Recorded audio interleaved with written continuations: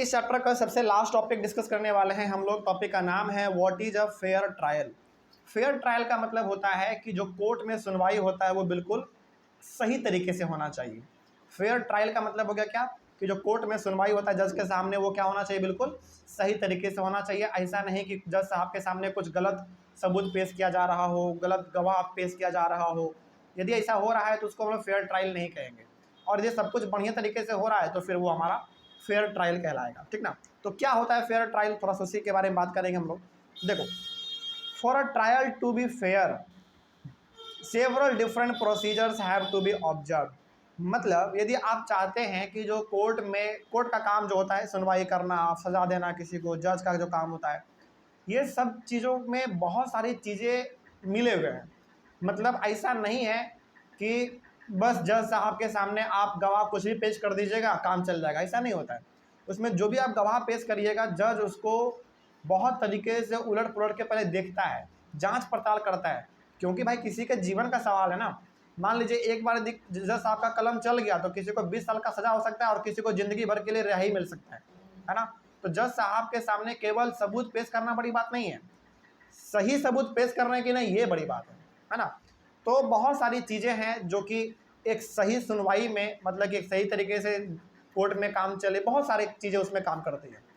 Article 21 of the constitution guarantees the right to life which states that a person's life or liberty can be taken away only through a reasonable and legal procedure। देखो कितना अच्छा बात यहाँ पे लिखा गया है हमारे संविधान की आर्टिकल 21 में। आप इसको ऐसे सिंपल सा समझो कि हमारे कॉन्स्टिट्यूशन के चैप्टर नंबर 21 में इंसान के जीवन के बारे में बात किया गया, right to life. Right to life का मतलब होगा कि कोई भी आदमी किसी का जीवन नहीं ले सकता, मतलब कोई भी आदमी किसी का जान नहीं ले सकता। लेकिन फिर आपके मन में सवाल आया होगा कि सर जज तो किसी का भी जान ले लेता है, एक कलम चलाता है मौत हो जाता है, एक कलम चलाता है ज़िंदगी भर के लिए रिहा हो जाता है।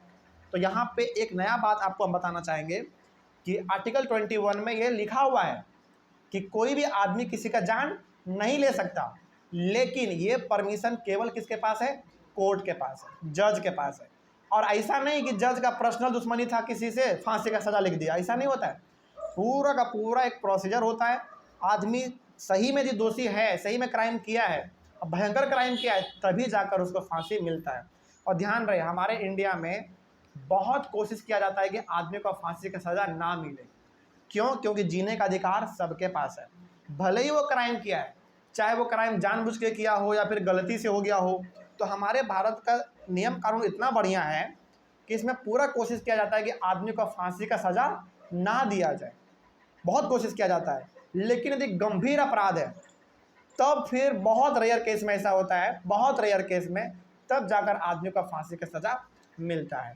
जैसे एग्जाम्पल के तौर पे आपने आखिरी बार कब सुना था कि किसी को फांसी का सज़ा मिला है? बहुत समय हो गया होगा मेरे हिसाब से, या फिर आज तक आप सुने नहीं होंगे। लेकिन ये जरूर आप सुन लिए होंगे कि इस आदमी को इतना साल का सज़ा मिला। कई बार तो आप ये सुने होंगे कि किसी को ज़िंदगी भर के लिए जेल में रहना पड़ेगा। सोचो, मतलब हमारे इंडिया का कानून सिस्टम इतना बढ़िया है कि किसी आदमी को फांसी ना मिले, इसके बदले में क्या क्या पता है, ज़िंदगी भर के लिए जेल में रहना पड़ गया। मतलब सोचो, आदमी को मारा नहीं जा रहा है, बचाया जा रहा है, लेकिन आप जेल में ही रहेंगे। तो सोचो कितना अच्छा कानून है। लेकिन ऐसा ही कानून क्या हर कंट्री में है? नहीं है, बिल्कुल नहीं है।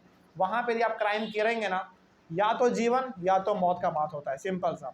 और सबसे खतरनाक कानून कहीं का है तो सऊदी अरब का है। वहाँ पे तो छोटे मोटे क्राइम के लिए आदमी को सीधा काट दिया जाता है। वहाँ पे मतलब आदमी को वहाँ पे बंद कमरे में नहीं काटा जाता है। कभी आप गूगल पे सर्च करना, आपको पता चलेगा वहाँ पे जगह बना रहता है जहाँ पे लोगों को जिंदा काट दिया जाता है तलवार से, गलती के लिए। सोचो, और ऐसा गलती हमारे इंडिया में डेली लाखों गलती हो रहे हैं। तो क्या हम लोग काट देते हैं? नहीं, हम लोगों का कानून सिस्टम बहुत बढ़िया है, ठीक है। तो वही यहाँ पे लिखा हुआ था कि जहाँ आर्टिकल 21 ये बोलता है कि किसी का आप जीवन नहीं छीन सकते हैं, मतलब किसी को आप जान नहीं ले सकते हैं, वहीं हमारा फिर वही बात दोबारा रिपीट भी होता है कि यदि गंभीर अपराध है तो किसी का जान भी लिया जा सकता है। मतलब कि वो केवल किसके पास अधिकार होगा जान लेने का? जज के पास, ठीक ना।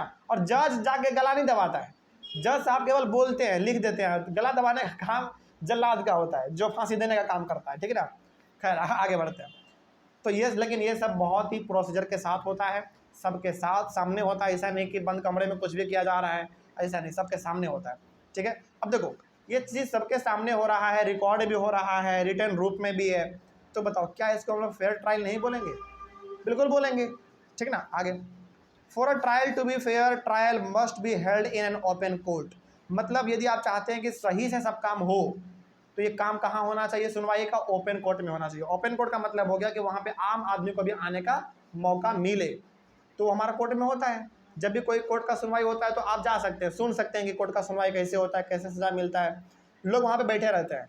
इसको आप नहीं भी देखे होंगे, अभी तो हम लोग बहुत छोटे हैं, तो आप ना मूवी में देखे होंगे, जब भी जज साहब सामने फैसला सुनाता है तो उसके परिवार के लोग, सदस्य सब बैठे रहते हैं। क्यों ऐसा है? ताकि फैसला बंद कमरे में ना हो, सबके सामने हो, है ना। और अब तो ऐसा सिस्टम आ गया है कि उसको वीडियो के थ्रू रिकॉर्ड भी किया जाता है पूरा का पूरा।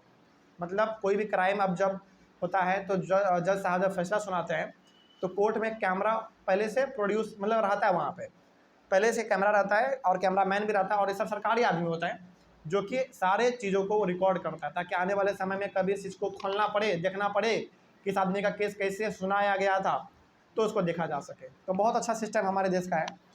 Trial must be held in the presence of the accused. और हमारे इंडिया में जो सुनवाई होता है वो दोषी के सामने होता है। ऐसा नहीं कि जो क्राइम किया उसको बंद कमरा में बंद कर दिए हैं और उसके खिलाफ क्या सजा मिल जा रहा है उसको हम लोग बगल में बात कर लेंगे, ऐसा नहीं होता है। जब फैसला होगा उसके सामने होगा, सामने होता है। Accuse must be defended by a lawyer.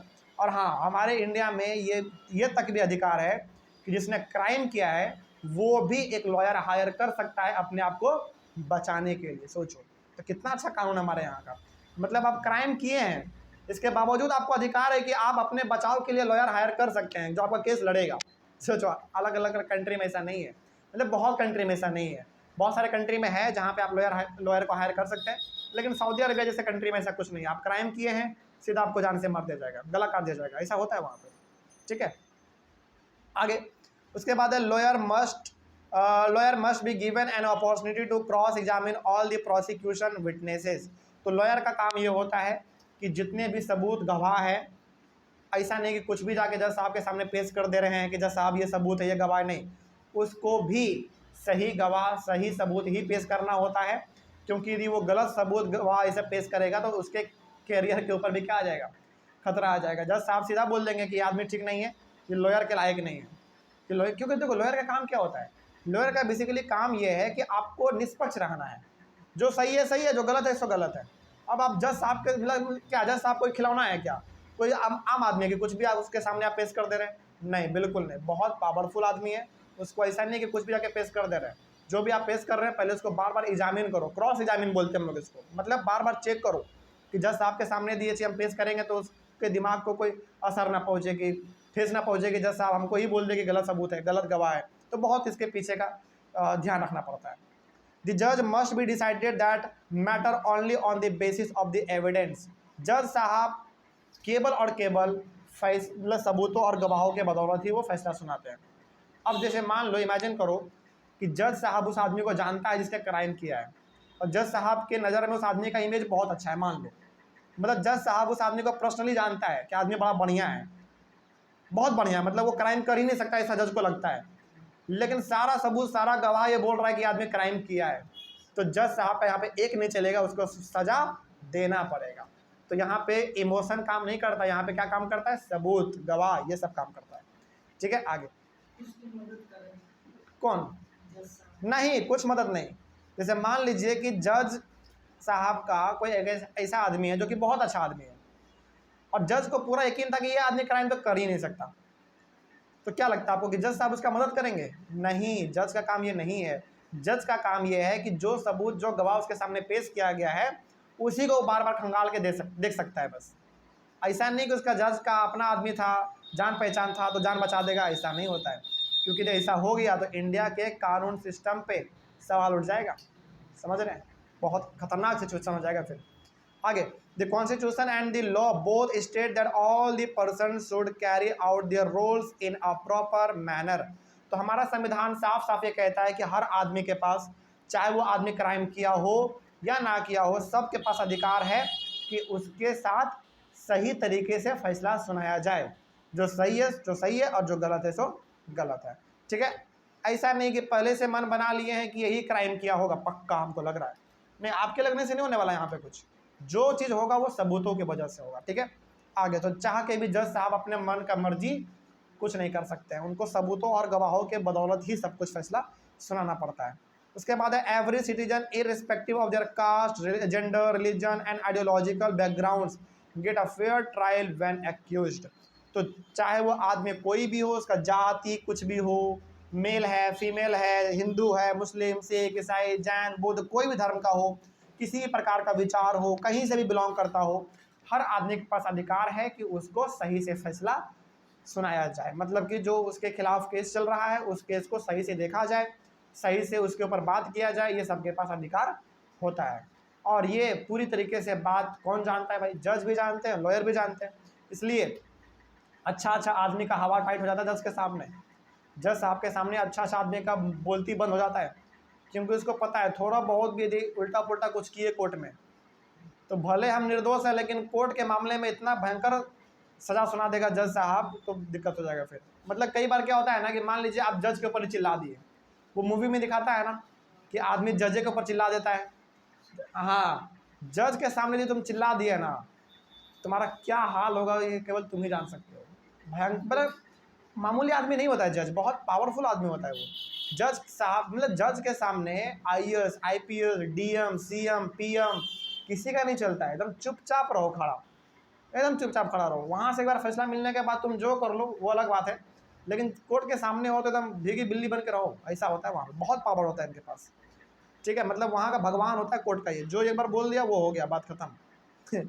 इसीलिए आप कभी आप देखना मूवी में या फिर प्रैक्टिकल लाइफ में भी आप लोग अपने आसपास देखना कि जब भी कोई आदमी कितना ही बड़का डॉन क्यों ना हो, जज साहब के सामने जाएगा ना, जी सर, जी हुजूर, जी मालिक, ऐसे बहुत बात करेगा वो।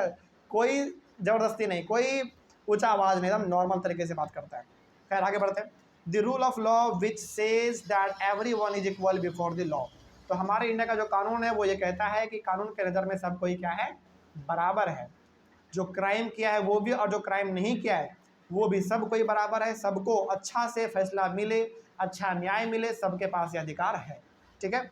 चले, इस तरीके से हमारा पूरा का पूरा ये टॉपिक और टॉपिक के साथ पूरा का पूरा चैप्टर हमारा खत्म होता है। तो ऑनलाइन वाले बच्चे, खास करके आप लोगों को कहीं पर कोई दिक्कत रहा होगा तो कमेंट करिएगा। हम लोग मिलेंगे अपने अगले क्लास में एक नए चैप्टर के साथ और फिर से एक नई शुरुआत के साथ। तो thank you very much and have a nice day.